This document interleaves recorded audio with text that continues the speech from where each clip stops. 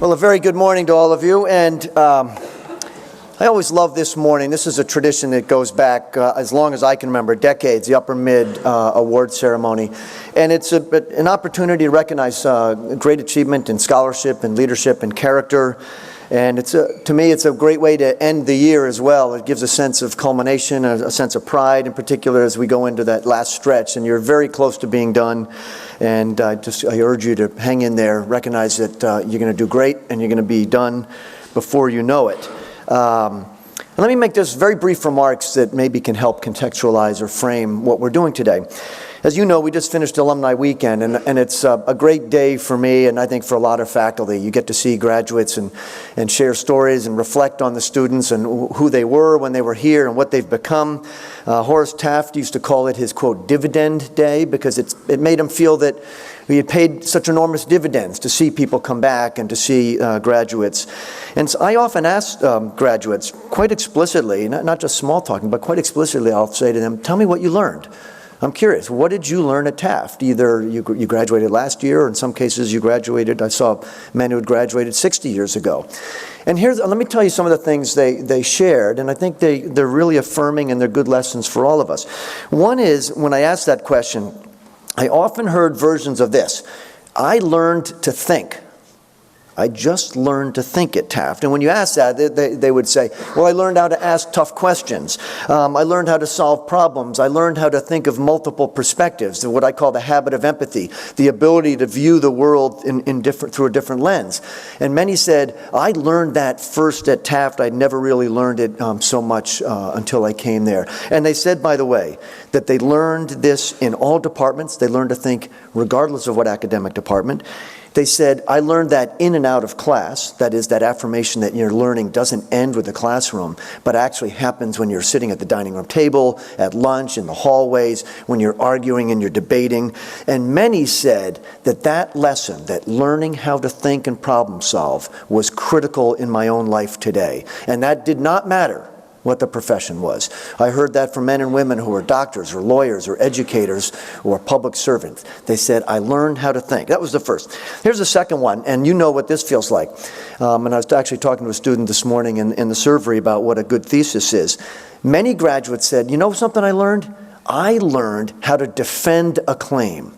I learned how to make an argument. I learned how to have a point of view, to have to argue it in both print and speech. And many said that was harder than I ever thought it would be. In this, you heard people talk about writing an English paper, a history paper with a thesis, or defending or explaining a lab result, what have you. Many also said this, I learned this by talking in class. You cannot hide in a Taft class. Many talked about how they came from schools where you could, and they remarked that when I got to Taft, I was in a small classroom. I could not hide. I was asked to defend myself, whether it was giving a debate, whether it was making a speech, or simply defending a point of view in a class of really, really smart kids who pushed back on me. So that was the second, the idea that I learned to defend a claim. Here's the third. Many said, because of their experience at Taft, they learned fill in the blank words like grit, perseverance, resilience, determination. There were so many stories from graduates, and I heard this across the eras.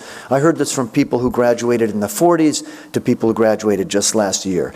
Many shared stories of being the big fish in a small pond. I suspect many of you know what that felt like.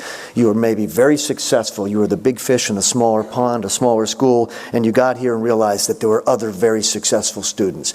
And so many said, I had never had the habit of perseverance. I didn't know how much grit it takes to be successful, and I learned that at Taft. Think of Mr. Bell. You remember his speech about 10 days ago, where he said, my first English paper was so bad I didn't get an F, I got a G.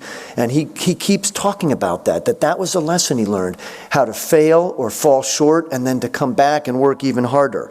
I remember I had a conversation with a man who graduated in the 50s, and he spoke about a legendary teacher, a great teacher named Bill Sullivan, and he said, I remember he took off a point for every single punctuation mark. So your paper maybe started with 100, and if you had a wrong comma, that was down to 99, and so on. And that was taken off on top of everything else. He said, you learned how to work because you got back papers that were not as good as you wanted, and you just had to have the grit to do that. Everybody said that paid off. It didn't matter what you were doing. regardless of the profession, that the lessons of fortitude and grit and perseverance were long-lasting ones. And then the last point was this. I heard from many, and I think of Lako's talk last week about when she ended by saying, connect with the teacher, right? Do you remember that? She said, above all, find a way to connect with the teacher. Many graduates said they learned to work closely with the teacher, and they particularly saw that when they got to college when they didn't have that kind of relationship available. The sense that you were so fortunate that there were teachers who wanted nothing else but to help you learn, to challenge you, inspire you, and would do that on every corner of the campus. Many said, I never had it as good again, and that I deeply valued that. And many said, those ties are permanent. I stay in touch with those teachers. He or she worked with me outside the classroom, and I learned the joy of learning. I developed a great friendship and a partnership. So I hope that those are the things you're going to be able to say when I see you at a on an alumni day years from now, that you learned how to think and ask tough questions. You learned how to defend claims, you learned the habit of perseverance, and you learned to work with and take the joy of having a partnership with a great teacher. So I hope that's what you've had, and I hope that you carry that through for the last few days of the school year. Now, let's move on to the actual awards part of this morning. And I want to do something we've done for many years, and that is offer a certificate of attendance for those international students who come to the school for 1 year. And I hope it's clear to people how difficult that is. I remember when I was 14 years old, I lived in England and went to school there for a year. That was a really, really hard year for me personally and intellectually. And I was in a nation which spoke the same language that I did, and I actually was living with my parents at the time, and it was still hard. The respect and admiration I have for a student who leaves home for the year, who is often learning in a different language, coming to a school which has a very different educational philosophy perhaps, the respect I have for those students is enormous, and I'm sure you share it. And so I'd ask if these students could come forward: Caroline Hewing, Katya Gasquez Rausch, Mariko Uchida, and Yunyi Winnie Chu. If they would come forward, please.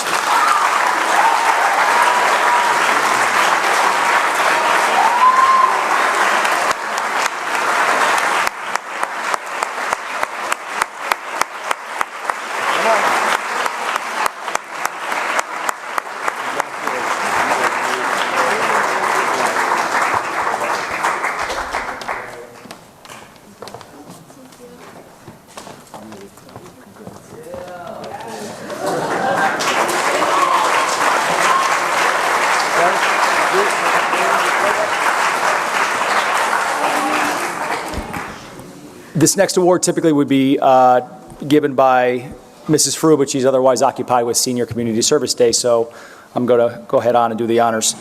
This is the Michaels Jewelers Citizenship Award. Sponsored by Michaels Jewelers of Waterbury, Connecticut, this annual award goes to upper middlers who have contributed significantly through their volunteer service in the community.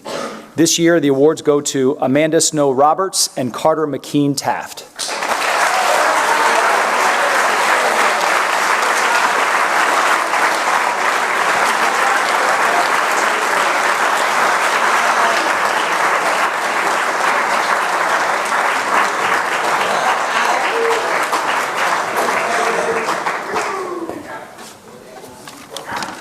Now here are a few department or discipline-specific awards. The University of Rochester Award in the Humanities and Social Sciences. This award is presented to that member of the upper middle class who has been outstanding in his or her work in humanities and social sciences. The award goes to Kayla Marie Kim.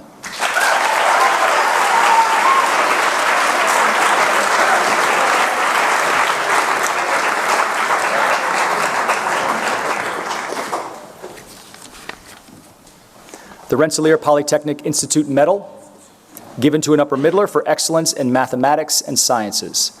This year, the award goes to Yunyi Winnie Ju.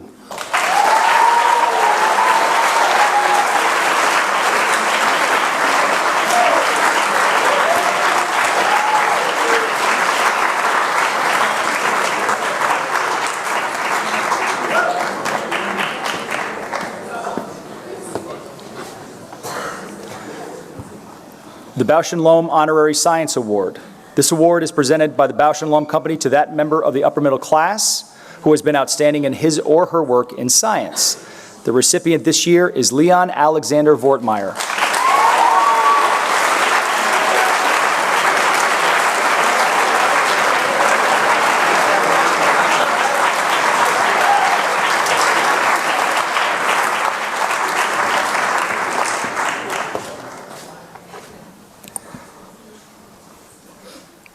and the Brown University Award, presented to that upper middler who best combines a high degree of ability in English expression, both written and spoken, with those outstanding personal qualities which, in the words of the Brown Charter of 1764, give promise that the student will become one of the succession of men and women duly qualified for discharging the offices of life with usefulness and reputation.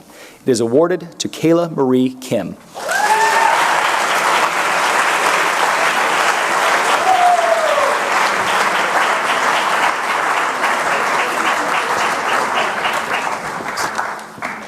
The Roland G. Osterweiss Class of 1925 Debate Prize. Roland Osterweiss was a brilliant Taft student. He went on to a distinguished career as a professor of American oratory at Yale. Among others, he taught George Bush and John Kerry.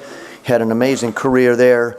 The Roland G. Osterweiss Debate Prize is given annually at the discretion of the headmaster and in consultation with the faculty to recognize that student whose dedication, passion, and ability in debate best embodies the legacy of Roland G. Osterweiss. This year, the award goes to Sun Hwan Sunny An.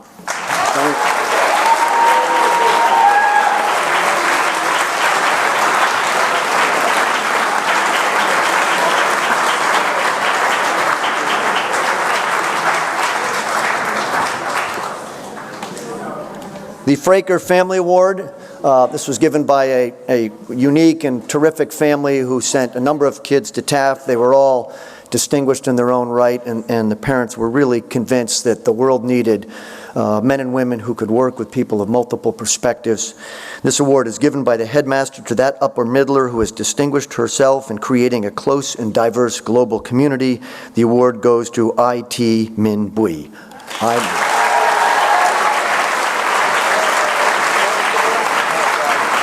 Yep.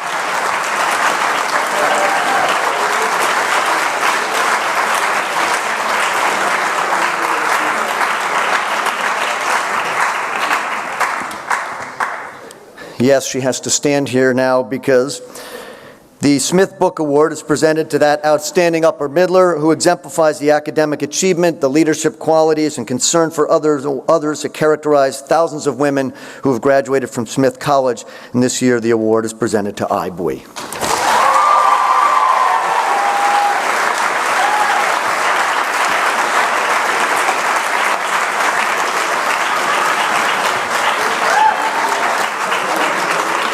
The Princeton University Prize is awarded to a member of the upper middle class whose high honor roll standing and commitment to learning exceeds classroom requirements. The student's good character is evident in community service, outstanding contributions to the extracurricular life of the school. And the award goes to Leon Alexander Vortmeyer. Leon?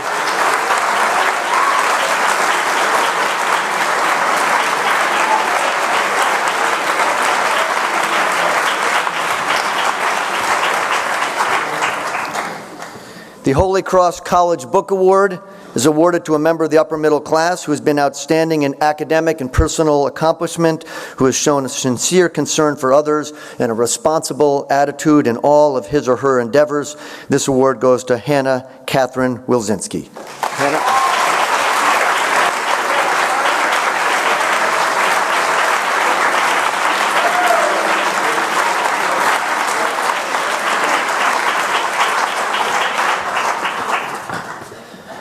The Dartmouth Book Prize is presented to an upper middler who has demonstrated intellectual leadership, made a positive contribution to the extracurricular life of the school.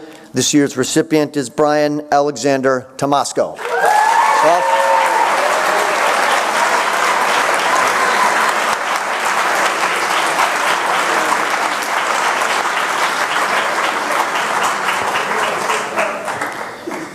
The Harvard Book Prize is awarded to that student in the next to last year of college preparatory courses, whom the headmaster, after consulting with the faculty, shall deem most worthy by result of high scholarship and character. The award goes to Kayla Marie Kim. Kayla?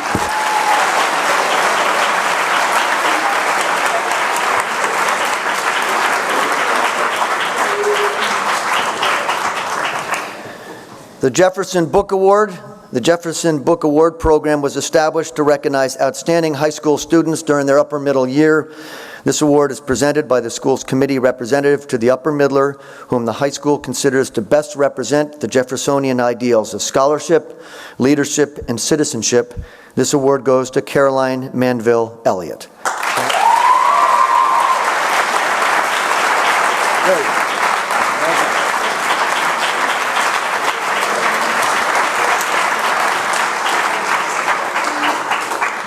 The University of Chicago Book Award is given to that student whose challenging coursework, intellectual engagement in and out of the classroom, ability to draw connections across academic disciplines, and commitment to community mark him or her unique. This year, the award goes to Amanda Snow Roberts.